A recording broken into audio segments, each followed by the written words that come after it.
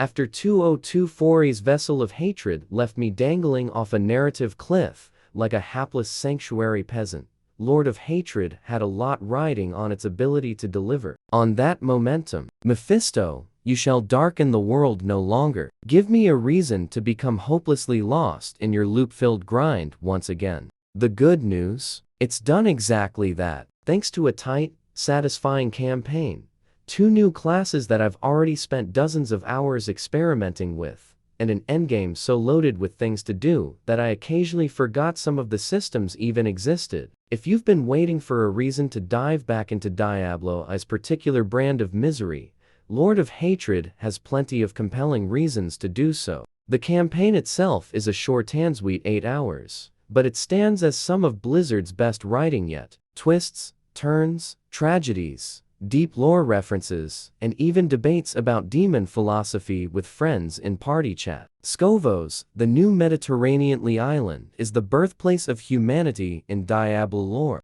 The region has plenty of diversity, from Lovecraftian, fog-coated shorelines to volcanic hellscapes. Each area adds new reasons to keep trekking around in search of loot. Skovos isn't as densely packed with new dungeons as the mainland of Sanctuary, but the stuff that is there, especially the new strongholds to conquer, are well worth doing. There's something satisfying about reclaiming a courtyard from demonic forces and watching the area transform. Now, the classes. The returning paladin is pure nostalgic comfort food. Loads of protection abilities and ridiculously powerful builds, including an aura build. My coopmate designed he could just walk around destroying everything in his path without even lifting a finger. It's exactly what you'd expect if you journeyed across Sanctuary as a paladin in Diablo 2, but modernized and smoothed out. Then there's the warlock, completely new to the series. You claim Hell's power as your own. Want a necromancer-soul demon army to do your fighting for you?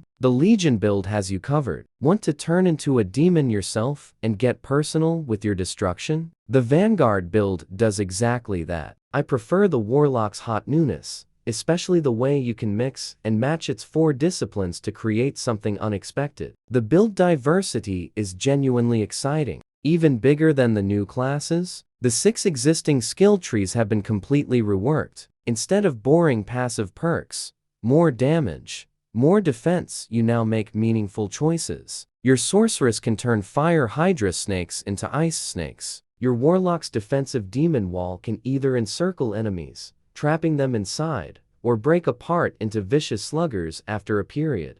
That said, there's still fat to cut. Skills now let you sync up to 15 points versus the previous 5. Once you've picked your base skills and modified them, the rest of leveling is just deciding which ones to pump, which recreates some of the same uninteresting decisions. I like the added freedom, but I wish they'd gone a bit further in that direction. The middle and late levels can feel like busy work rather than meaningful customization. Once you finish the campaign, you hit the endgame, a staggering number of upgrade mechanics, materials to farm, and loot to obsess over. The menus are obscenely complicated, but the ride is relentlessly rewarding. The new talisman system offers set bonuses without forcing you to wear specific armor pieces. You can use whatever gear you want while still getting those powerful synergies. The Horadric Cube turns common items into uniques or adds stat boosts at the cost of locking future upgrades. The main endgame tool is called War Plans, a curated playlist of activities. No more hunting for nightmare dungeon keys or manually walking to Hell Tide events. You teleport instantly from one activity to the next. One moment you're blasting through the pit,